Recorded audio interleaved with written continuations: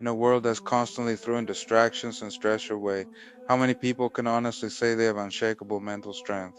It feels rare, doesn't it? But what if I told you there's an ancient blueprint for building a mind that can weather any storm? These Stoics, philosophers who lived thousands of years ago, mastered a set of daily habits designed to forge exactly that unbreakable inner fortress. And today, we're diving deep into those practices. These aren't just abstract ideas, they are practical daily actions you can start using right now to transform your mental resilience. So, if you're ready to stop being pushed around by your circumstances and start building a stronger mind, stick around. Let's start with the morning. How do you begin your day? Scrolling through your phone, rushing out the door? The Roman Emperor Marcus Aurelius, one of the most powerful men in history, started his mornings very differently. He began with a simple reflection, preparing his mind for the day ahead. He'd anticipate the challenges, the difficult people, the frustrations he might encounter. He'd remind himself, today I shall be meeting with interference, ingratitudes, insolence, disloyalty, ill will, and selfishness. By doing this, he wasn't being negative. He was mentally rehearsing, he was setting his mindset before the world had a chance to set it for him. This morning reflection is your preemptive strike against the chaos of the day. Before you even get out of bed, take just 5 minutes. Think about your intentions.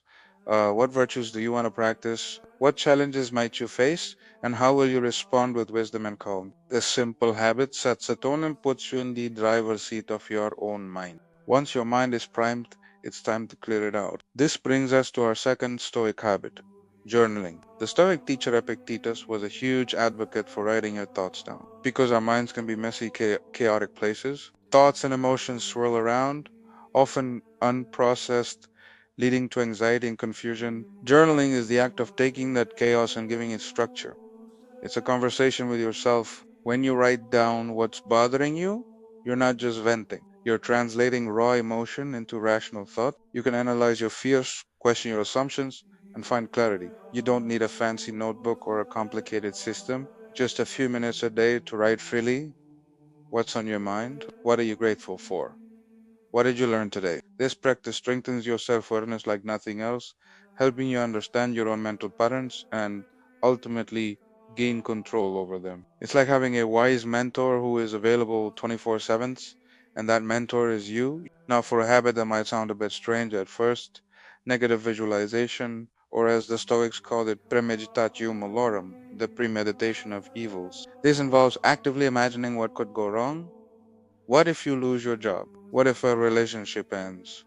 What if you get sick? This sounds pessimistic, but its effect is the exact opposite. By mentally visiting these worst case scenarios, you do two powerful things. First, you strip them of their power. The fear of the unknown is often far worse than the reality. By confronting it in your mind, you realize that even in the worst case scenario, you could probably cope. You could find a way to survive and even thrive. Second, it makes you incredibly grateful for what you have right now. After imagining losing your home, you'll look around your room with a newfound appreciation. After imagining losing a loved one, you'll feel a surge of gratitude for their presence in your life. This isn't about dwelling on negativity. It's a mental training exercise that builds resilience and cultivates a deep, genuine sense of gratitude for the present moment. Connected to this is another powerful reminder. Asterisk memento mori. Asterisk is Latin for remember you must die.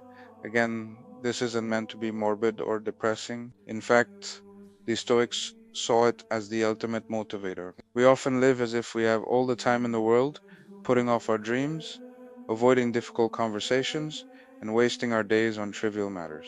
A daily reminder of our own mortality cuts through all that noise. It's a filter that helps you distinguish what truly matters from what doesn't. When you remember that your time is finite, you're less likely to sweat the small stuff. You're more likely to tell people you love them, to pursue that project you're passionate about, and to live each day with purpose and intention. You can practice this by having a small reminder, like a coin or a note on your desk. That whose size memento mori. It's a simple, profound nudge to live fully right here, right now, because this moment is all we're ever guaranteed. Let's talk about frustration, that feeling of hitting your head against the wall because things aren't going your way. The Stoics had a powerful antidote for this, the dichotomy of control. This is the practice of consciously separating what is within your control from what is not.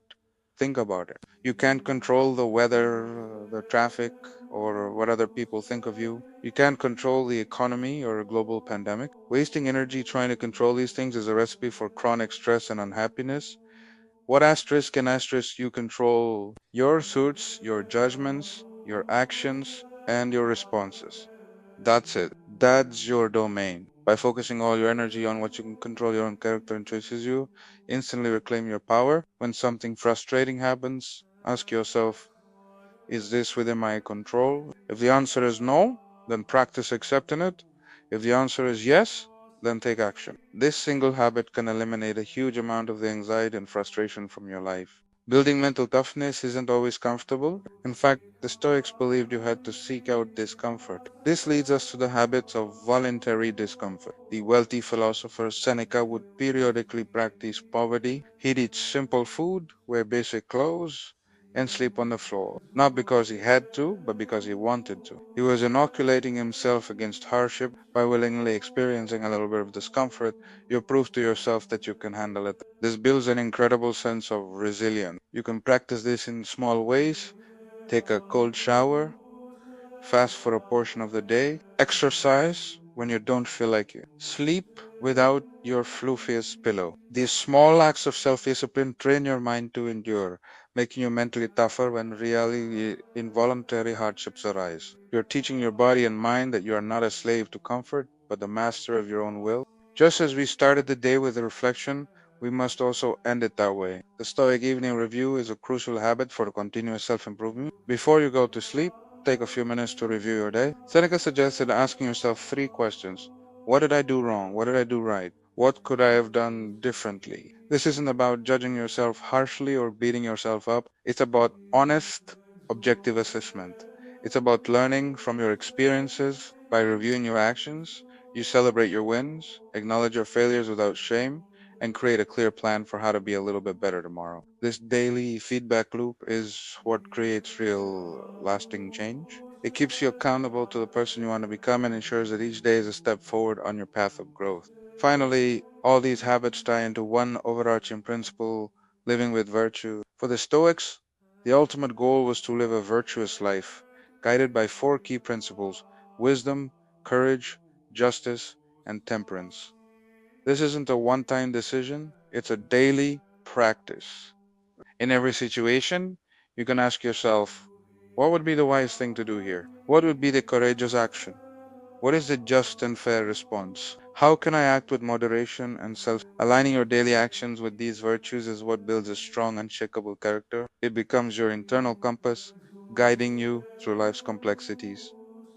Mental strength isn't just about enduring hardship, it's about actively choosing to be a good person, day in and day out. So, there you have it, the Stoic toolkit for a mentally strong life. Remember, mental strength isn't a destination you arrive at one day, it's not something you're born with or without. It is forged one day at a time through the consistent practice of small, intentional habits. The morning reflection, journaling, negative visualization, memento mori, the dichotomy of control, voluntary discomfort, the evening review, and living with virtue.